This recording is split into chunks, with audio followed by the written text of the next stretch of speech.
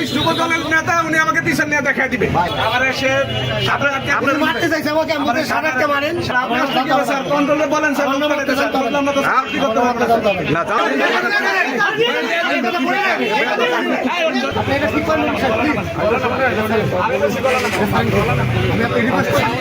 আরে স্যার জনগণ এত ছেড়ে দেন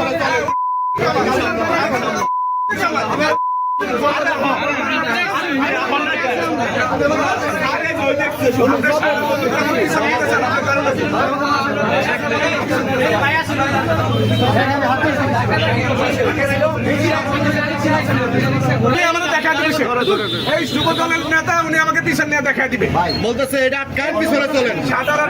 ক্ষমতা দেখেন মারবো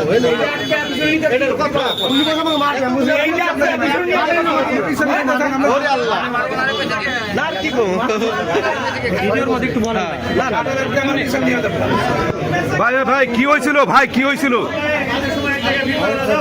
গাড়ি আটকে দিচ্ছে উনি আমাকে তুই যাবে ওয়ান ওয়ে রাস্তা গাড়ি তো আটকাইব আমি গাড়ি তো সাইড দিকে গ্রামে কিনে যাইছি আমি গাড়ি গ্রামে কিনে নিয়ে রিক্সা করতে হবে না গরিব মানুষ না হ্যাঁ নেমে গেছি ওয়ান ওয়ে রাস্তা রিক্সা নেমে গেছি রিক্সা থেকে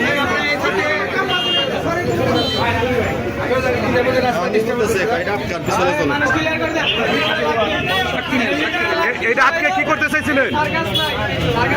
এটা আটকে কি করতে চাইছিলেন কি করতে চাই আবার এসে আপনি মারতে চাইছেন আমাকে আমাকে সারাকে মারেন মারেন তাহলে ভাই সাথী ভাই ছিল ভাই ছিল ঘটনা যে লাল গেঞ্জি ছেলেটা থানাটা বাড়ি লাগবে স্যার আমাদের সকল অফিসারকে উনি ব্যবস্থা নেবে আমাদের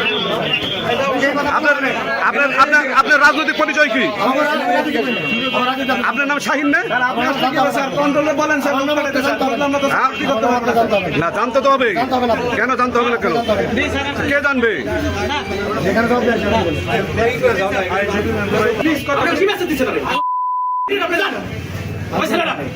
আমি বললাম যা ছেলেকে ধরে আনতে বলে এখন তো লাল গেঞ্জি ছেলেকে ধরে আনতে বলছে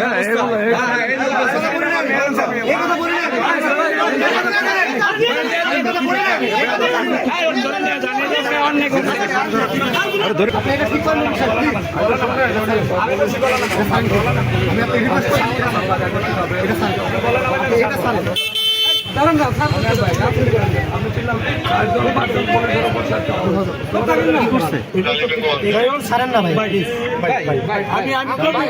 ভাই আমি কবি ভাই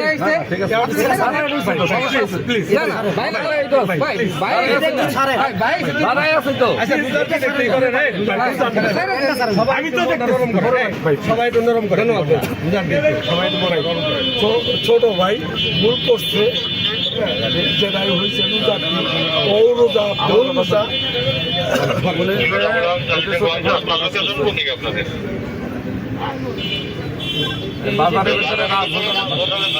স্বপ্নের এখানে